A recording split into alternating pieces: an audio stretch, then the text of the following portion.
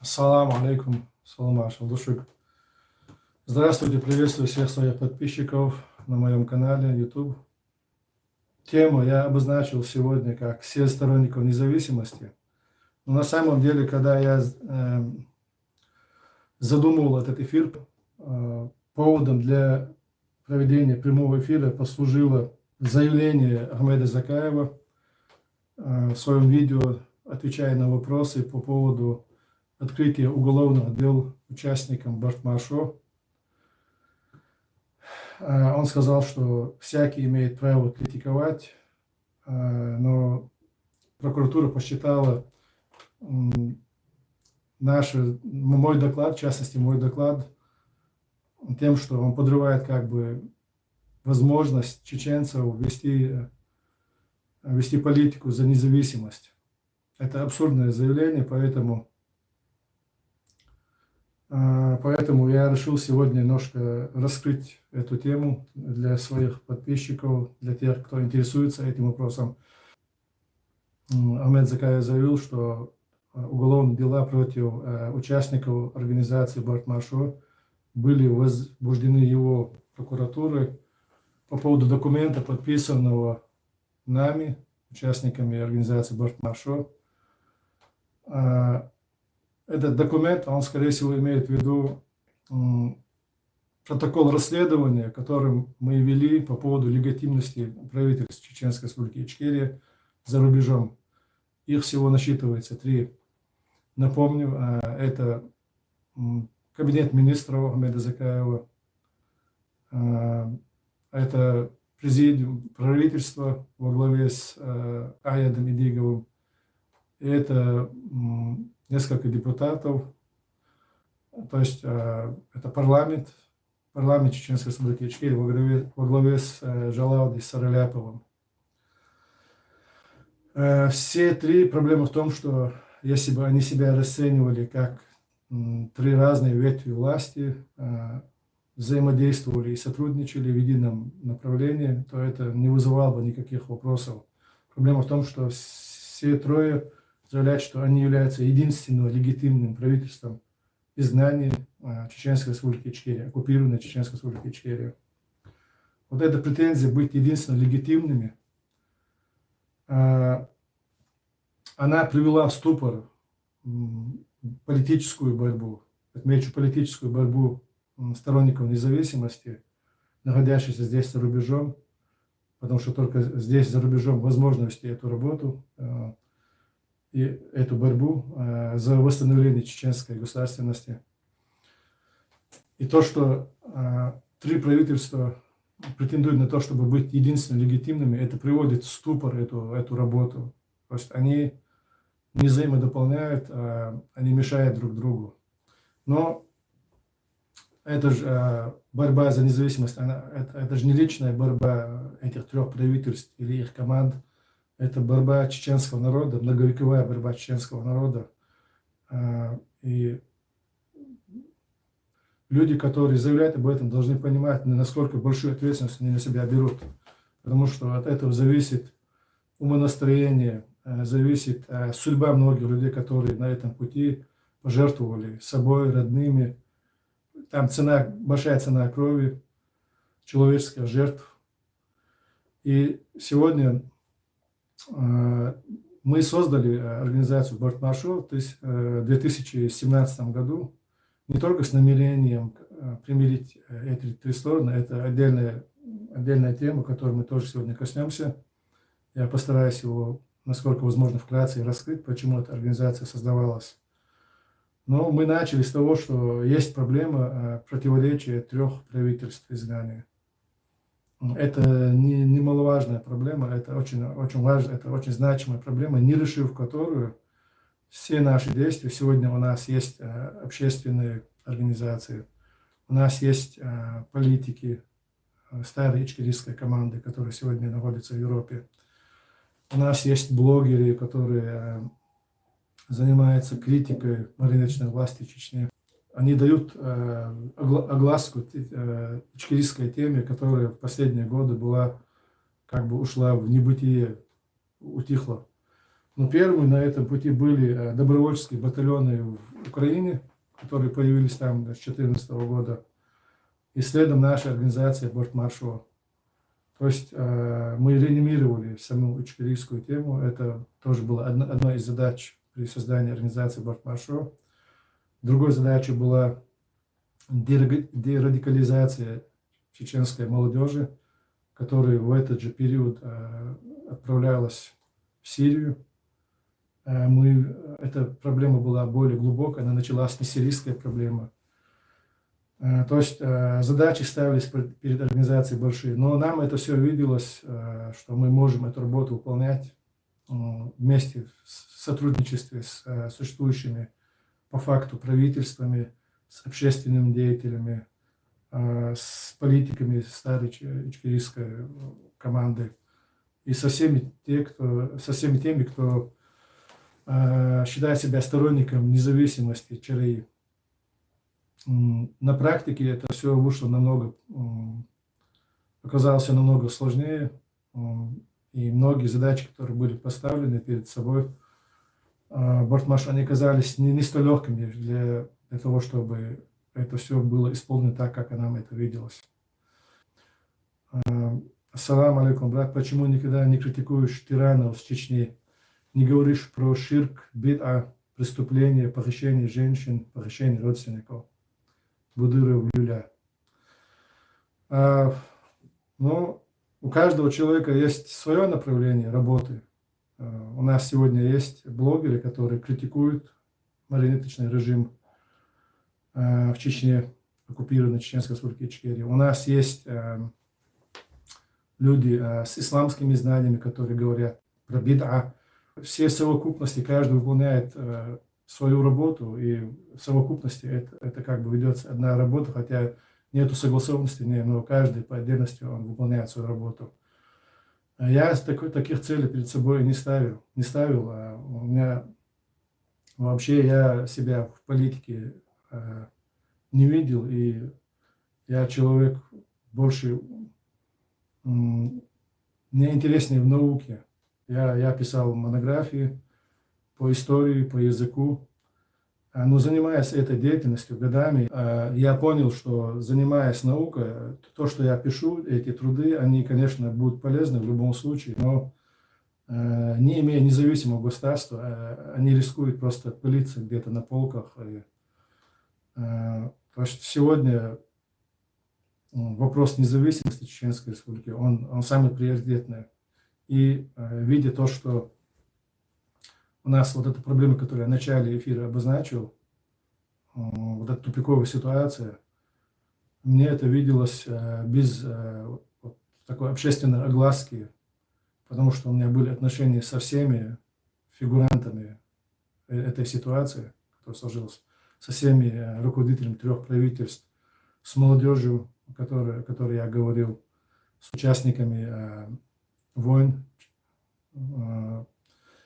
с общественными деятелями. У меня были хорошие человеческие отношения. Мне тогда это виделось, что я смогу стать тем мостом, тем посредником, который сможет добиться консолидации всех сил, объединения. Это было первым условием для успешной деятельности в этом направлении.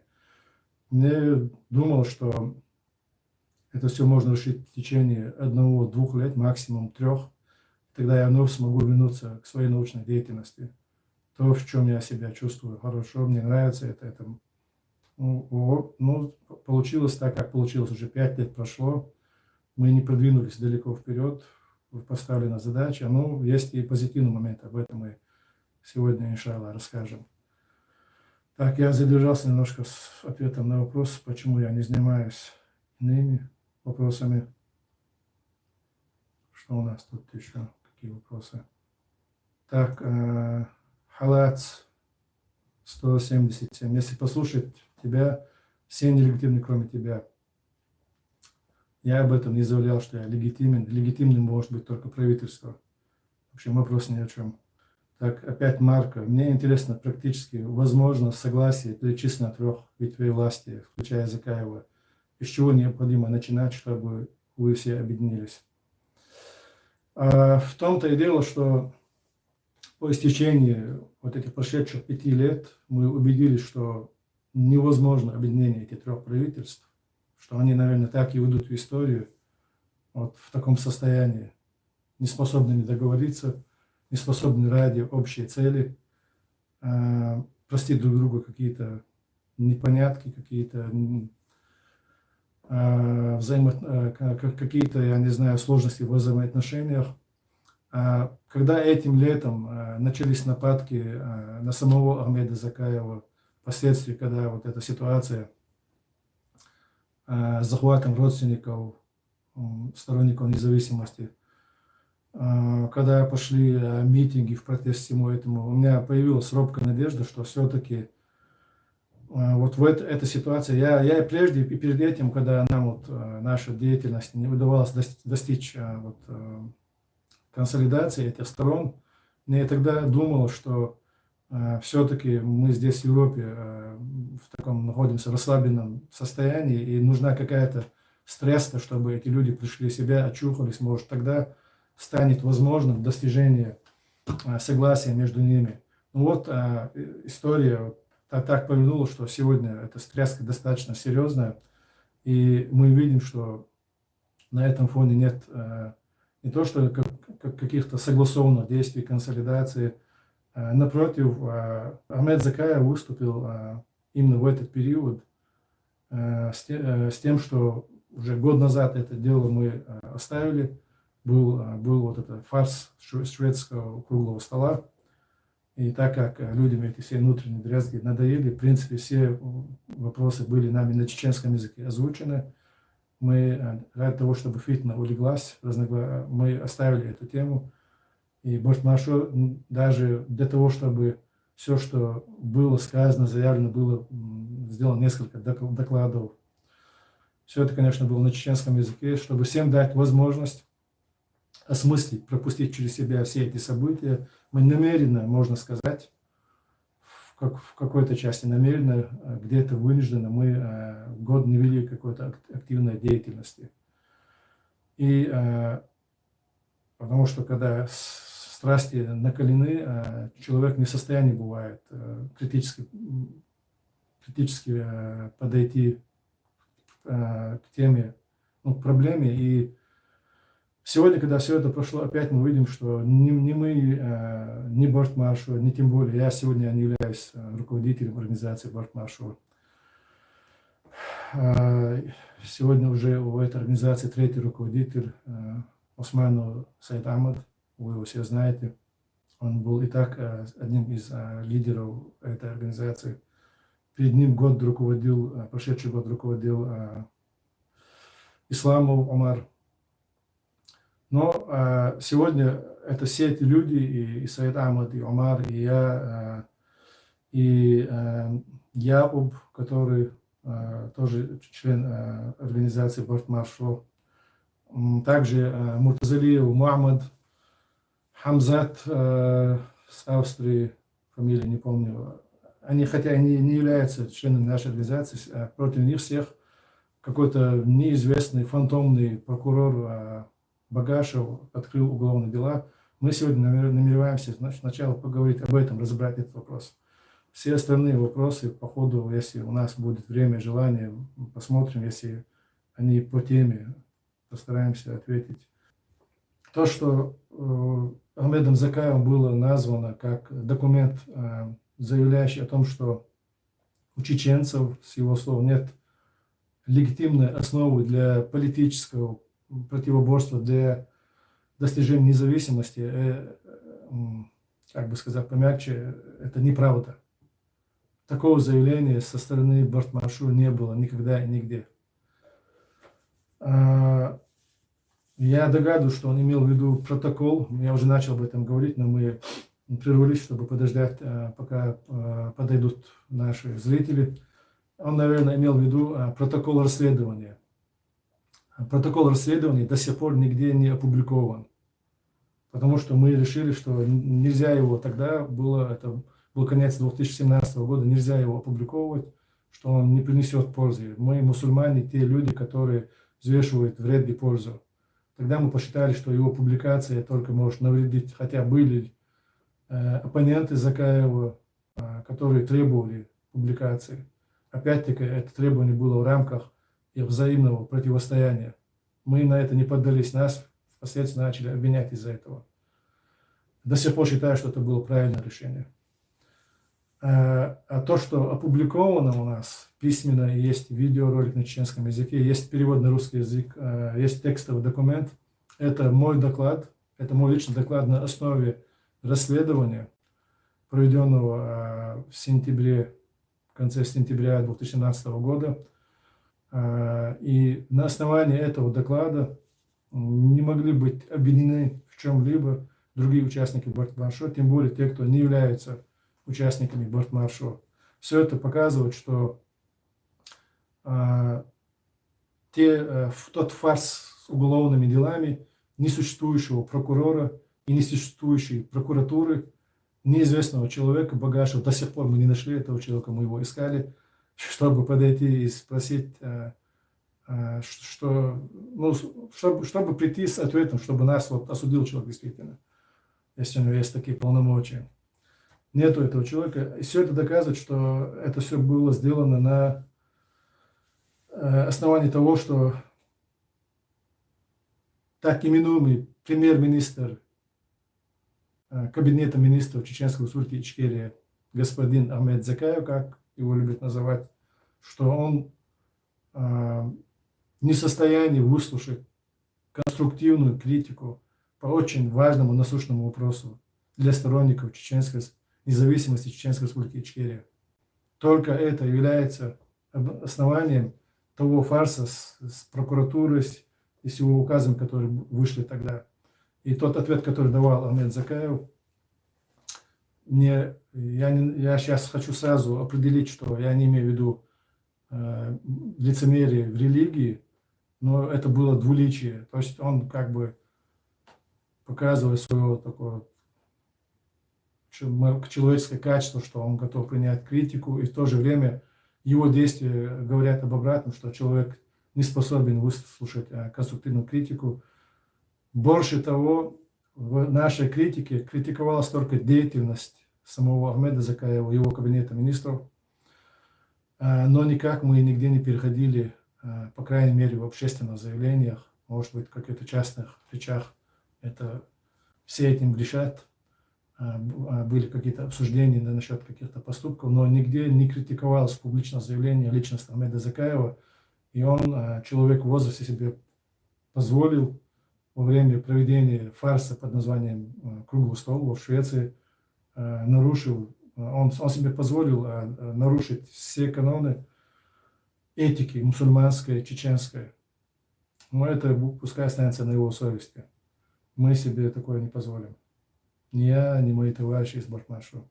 ГКД, он считает, что это орган, который включает в себя и все функции законодательного, исполнительного характера. Опять-таки, это незнание механизмов функционирования своего собственного государства, незнание вообще назначения подобных органов, которые создаются на период войны и не имеют никаких ни законодательных, ни тем более исполнительных функций. ГКД создается только для того, чтобы велась успешная работа по противостоянию оккупационным войскам, по противостоянию оккупанту.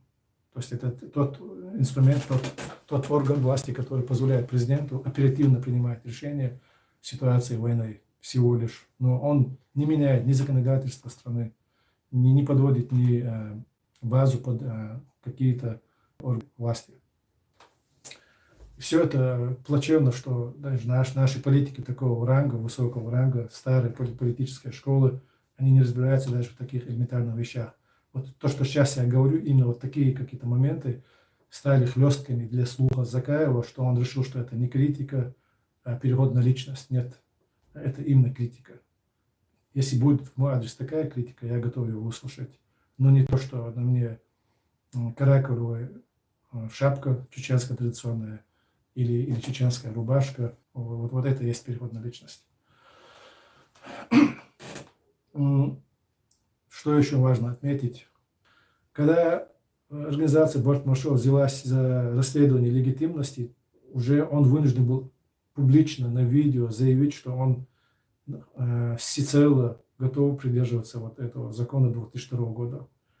Но опять он заявил это устно, публично, устно, но публикация самого указа Закаева по сей день так и не произведено.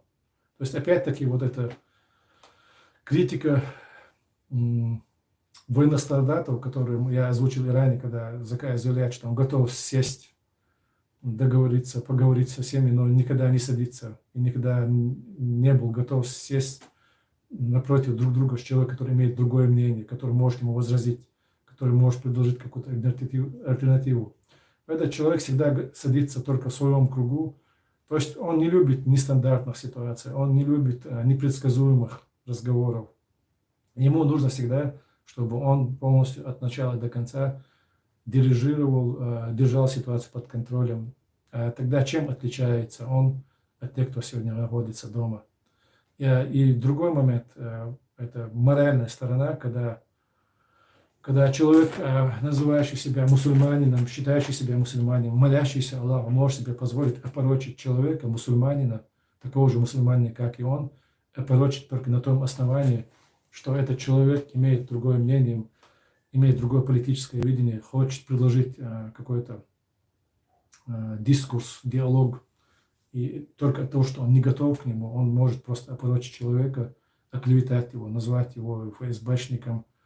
В этом он схож с тем же Маулади Удугом, который в тот период, можно сказать, когда у меня с 5 года по 11 год выходили статьи, цикл антимигрантских статей.